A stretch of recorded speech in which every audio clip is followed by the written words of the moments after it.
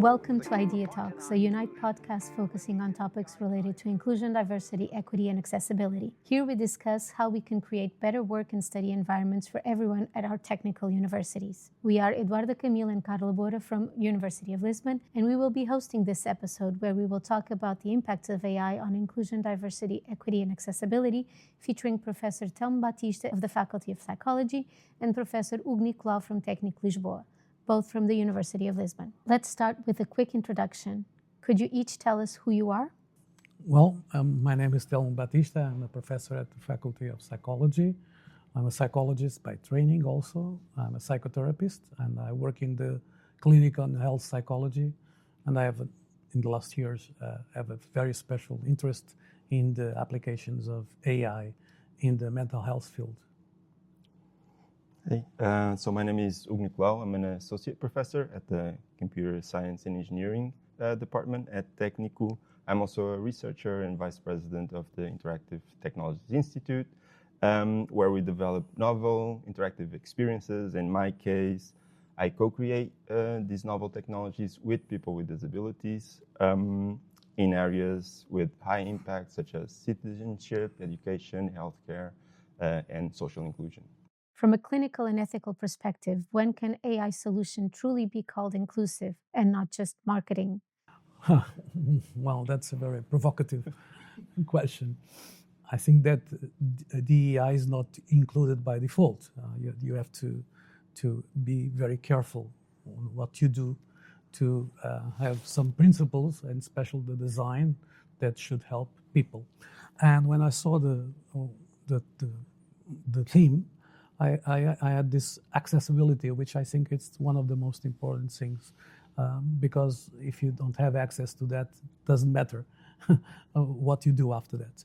So my concern is that, of course, that all the different people that have special needs or needs in general, have access to that, and especially if they are disadvantaged or they come from disadvantaged populations. So I would stress out that, of course, we have to be concerned about all these issues, and we'll talk about that, of course. But my main question is, don't forget the accessibility, because that makes makes it come to all the people that are in need. Otherwise, I think we have the risk to have another gap that is becoming bigger and bigger between those people that have access and those that don't have it. Yeah, I second everything. I completely agree. But I think we first need to understand what we mean by inclusion and social inclusion. And in its name, it's this idea of it's a social phenomenon, right? So we need to be careful also on how we look at it from a social perspective, not just individualistic perspective. And to me, social inclusion is, like Professor Telmo was saying, about participation, enabling participation, but also it's about how you feel in society and feeling that you belong in that society or community. But also it's not just about you, because it's a social phenomenon, it's how others see you as well. So can AIs be inclusive or promote social inclusion? Yes, I think so, and I work towards that. But I am very suspicious of broad claims. So when you say a technology, in particular AI, is inclusive, you need to look at what is the measurable effect of that. Like, does it promote participation or access? Does it promote others seeing you in a different way and valuing for your uniqueness? Can it enable you to participate in different ways that you haven't participated yet? So you need to measure those effects. It's not just a marketing campaign, this is inclusive, but you need to actually demonstrate that and show that. Yeah. What psychological impacts can arise when people from minority groups are consistently misrepresented by AI systems? Well, basically, they think they're left out. So everything that happens when people are left out, they don't have a voice, they don't have their points of view are not considered. So that is also a form of exclusion, of course. So basically, if you don't have special care about the way you design things, and I agree that this doesn't come in the default of the system, you have to be very concerned about that. And I'm really concerned that these things are so fast that they are really marketing the idea and not just developing it, because there's a big fight among all the different producers of AI, and are they concerned about this?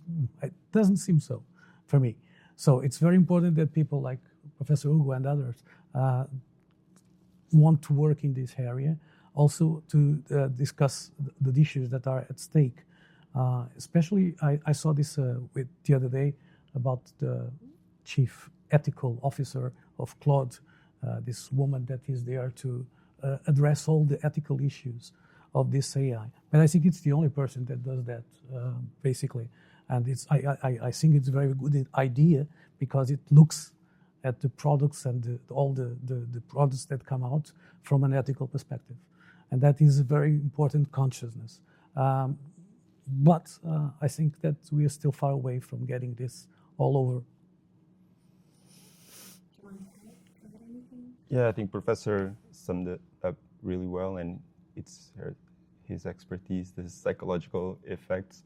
From my point of view, and from the things we develop and then try to deploy in the field, I don't think there are many institutions or companies developing AIs with this ethics by design approach of thinking where are the risks and the consequences of something going wrong. Because if it fails, and if it fails when you're trying to address a very systemic or complex issue, the ones that suffer the first and the most are the ones that are more vulnerable.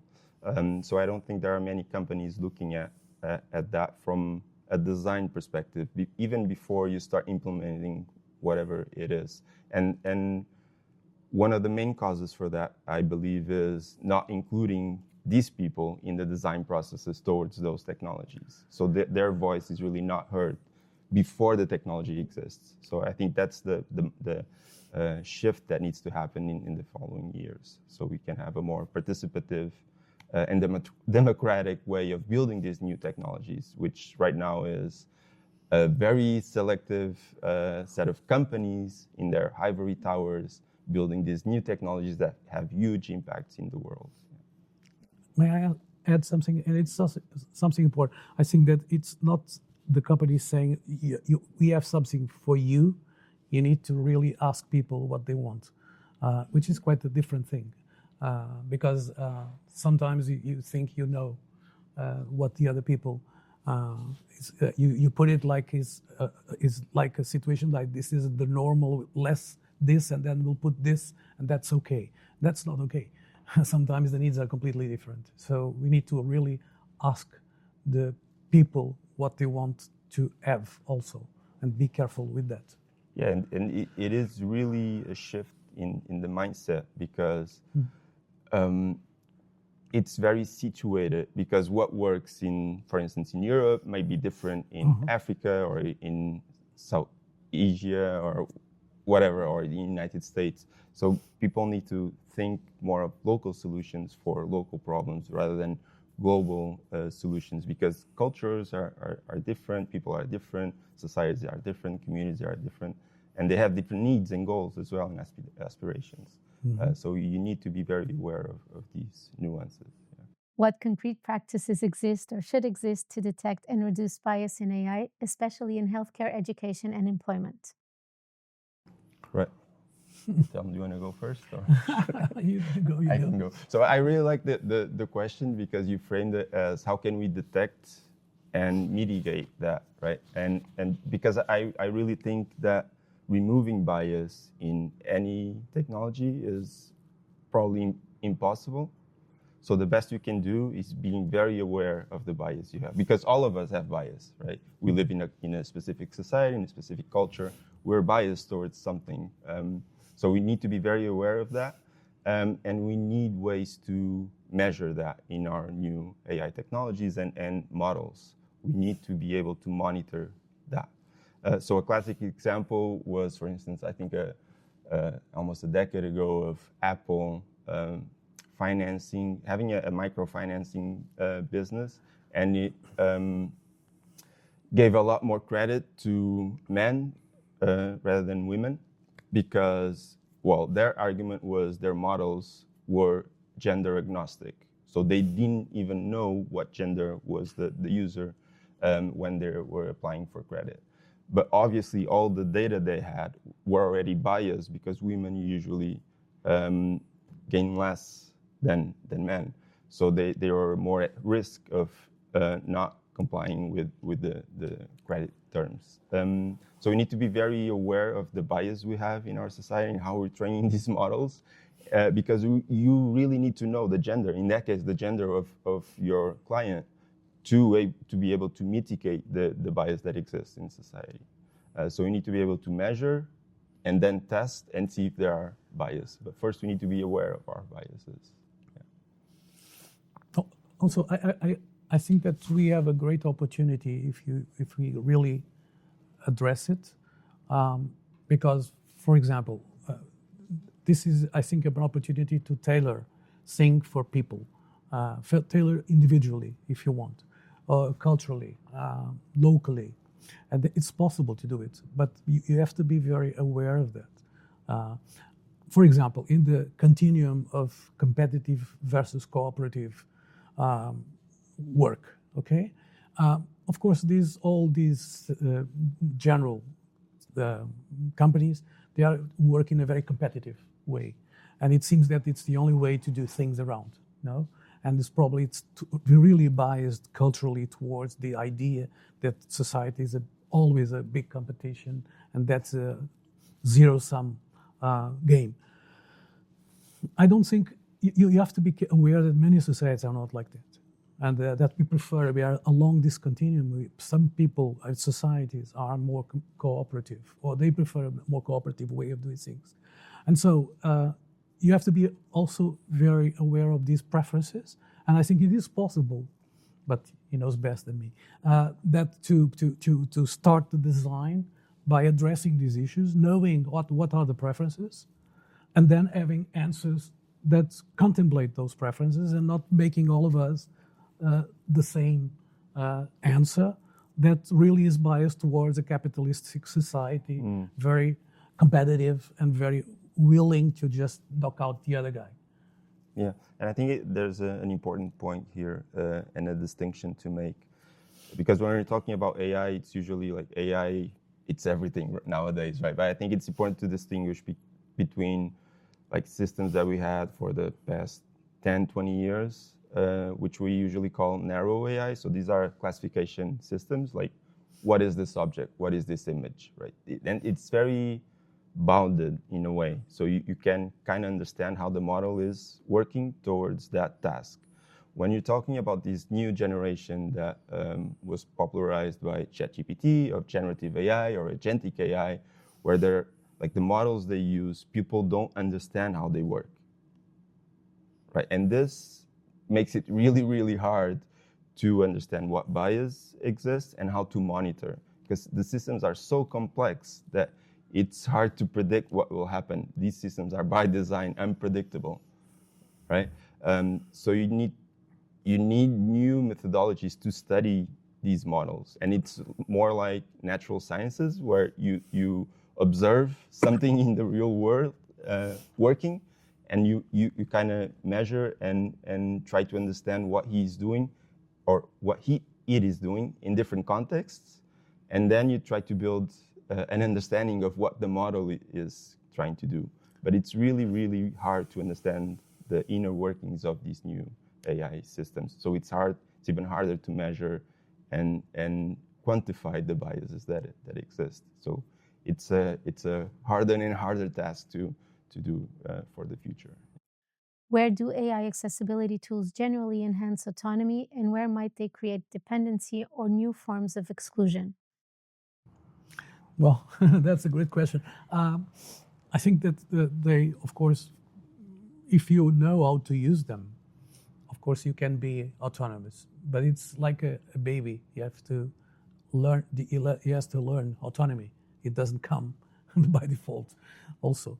So what happens is that when you learn the basics, all the basics of the things, or not even the basics, but a little bit more, you can use it in a way to become autonomous, or like studying, or for example, I think one of the great applications is for the tailored learning of students. And students are not all the same.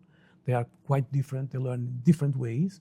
And this really gives us the opportunity to have ways to tailor this subject to this student.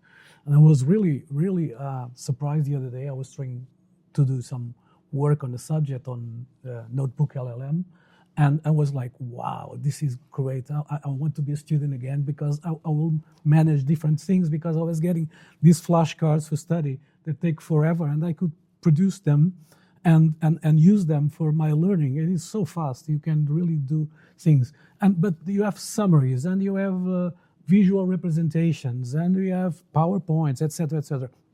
And this offers such an opportunity for people to learn in their own ways, or have this to explain difficult concepts like, I don't understand this, please explain me, and then it's really good in that way. But first you need to know how to use it, of course, and also that makes you autonomous, of course. But then there's the other side of the coin, the dependency, and you see people more and more using these things for everything in their lives, and that can be a problem. When you're spending 8-10 hours a day doing all the decisions, or or asking for everything about your life to this agent, and that can be a problem, and it is a problem right now for people that are really also dependent on all the things about this issue. So it's already a problem, but it has some possibilities, and I don't think we have very wonderful solutions right now, but I think we should strive for that. Mm-hmm. Yeah, just bringing a little bit more to my area of expertise about accessibility. So I believe autonomy comes or emerges when these tools, AI tools, extend the capability of people. So extend your human capability in any way, right? And for people with disabilities in particular, this is very enticing, because they live in a hearing society, in a sighted society, in a neurotypical society. So they sometimes strive for these new capabilities, which sometimes I don't agree, but this is the society we live in. As in any other technology, and AI is just one of them, it can bring a lot of benefits, and I hope we can discuss them here as well. And if people start using it, they will become increasingly important for them. And again, for people with disabilities, this gains a new meaning, because they now can participate in a normative society, right? And then people can create dependencies. I think the question for me is, what is the cost of that, right? Because this is true for all technologies, from electricity to your mobile phone. And at the time we're recording this podcast, we're very aware of the cost of electricity right now and energy, but it is a technology, right? And you are dependent of it, right? So it's the same with AI. If it becomes very useful, people will become dependent on that. The question is, what is the cost? And I have several examples of the benefits that AI tools can bring. I already talked about object recognition. This can be very useful for visually impaired users, right, to live their autonomous daily life. Speech recognition could be very useful for deaf and hard of hearing individuals to participate in conversation with their hearing peers, right? And they all enhance autonomy, but at the same time, these technologies can also foster exclusion. So if you think about voice user interfaces, like the typical Alexa that you might have at home, wonderful. You can interact very naturally with the technology, but this is true for some users, not for all users, because deaf and hard of hearing individuals probably cannot interact with that technology. So that's a factor of exclusion for some. So while a technology can enhance inclusion for some, it can also increase exclusion for others. So you need always, when analyzing social inclusions and benefits, you always need to position yourself like, social inclusion to whom, and who will be excluded from that. So and it's the same, like different sides of the same coin. Yeah. How can the principle of equity be applied in the design and implementation of AI systems? That's a tricky one. Like I was trying to hint in my last answer. So when you say equity, in the sense that different from identical treatment, is that what you're meaning? Okay. So I think when designing these technologies, you need to be very aware and critical of who you are benefiting and who you are excluding, and that varies across context, even for the same person, across contexts and needs. So you need to try to design for diversity and variability as much as you can, and see diversity as the norm, right? Whether it is disability, language, aging, the context that the person is on, rather than treating those cases as edge cases, you need to start designing for those very mindfully. So I usually look at technology as an amplifier of something. Let me try to give an example. So for instance, autonomous cars, right? I mean, for me, would it increase inclusion? For me in particular, probably not, right?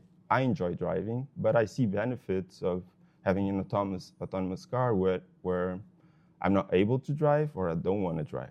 For me, yeah, it wouldn't make much of a difference. For someone who cannot drive, for instance, because of motor impairments or visual disability, this could have like huge impact and benefits in their daily lives. Like, now the question is, can they access that technology? So it's not just about the social phenomenon, but also politics, right? Who holds the power and the means to access those technologies? So when designing these things, we need to be very aware of who are benefit and who we are excluding. And it's not just about having access and having the technology ready and available for everyone, because you really need to question who's everyone, who will have access to that. Exactly. So equity it's a tricky one. Yeah.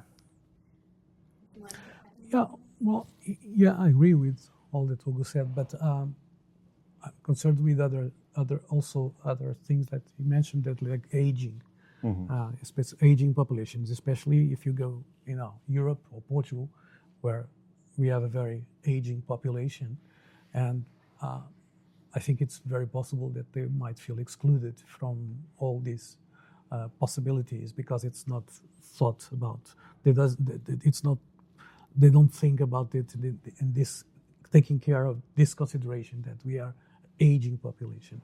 And I see this in very, very small things, I recently had to change the television set of my mother. She's 93, and it was working perfectly, but the TV set was not really working well. And now we have only intelligent TVs, and all of a sudden this came as a big issue of trying to manage through all the different systems.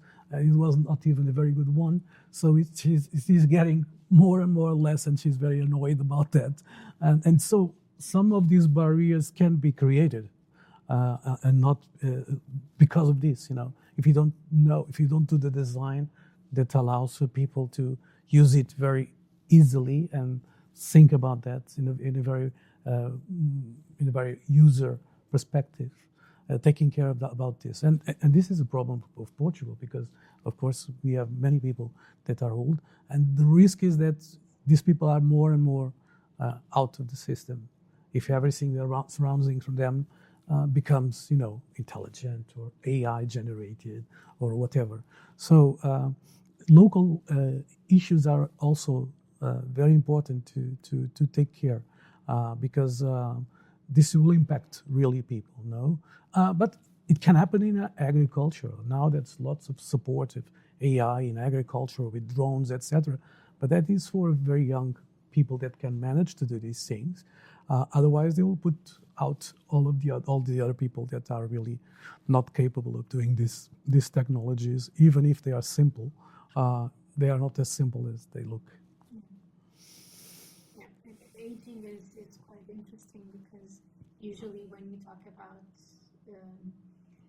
having new technologies in training, you always think about training young people to use, and never people who are older who will have a different mindset or different experience and probably will be more troubled by using the technology than younger set. And usually what I found in these discussions is it's not about the technology. Like the technology is the amplifier of the human forces that exist. Like for instance, in agriculture, right? If you have new technologies that newer companies and young adults are using to maximize their business, like you need to think of who are you excluding, right? So it's not about technology, but all the social processes that are around the technology. Like how do we empower this older generation that is not acquainted or familiar with technology to also leverage that to their benefit? It's not a technical problem, it's a social technical problem. You need to have these social programs around the technology. Like for every dollar or euro that you invest in technology, you should invest in social programs around those technologies. So that's the way to go. And we're not seeing that right now. We hope that technology will solve everything. It won't.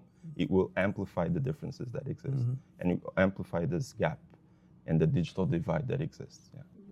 If you had to choose one guiding principle for using AI in inclusion and diversity, what would it be? All difficult questions.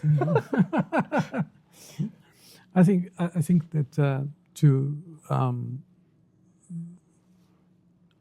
make it mandatory to consider ethical questions, it's for me the most important thing, because if you don't do that, then we incur in a very possible inequality, even bigger inequality than it exists. So when you have some ethical principles that are agreed upon, the societies, you can, of course, be aware that when you are planning or designing or making accessible, you have to respect that.